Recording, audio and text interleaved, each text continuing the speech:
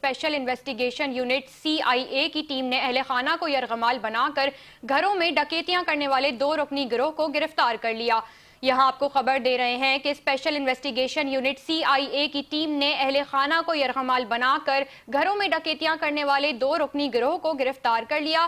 तफसीलात जानते हैं नुमाइंदा 5 न्यूज रिजवान शाह से। जी रिजवान, बताइएगा। जी बिल्कुल, देखें, स्पेशल इन्वेस्टिगेशन CIA की टीम ने एक अहम उनकी कार्रवाई सामने आई है। घरों में फैमिलीज को यरगमाल बनाकर डकैतियां करने वाले 2 रुकनी गिरोह को गिरफ्तार किया गया।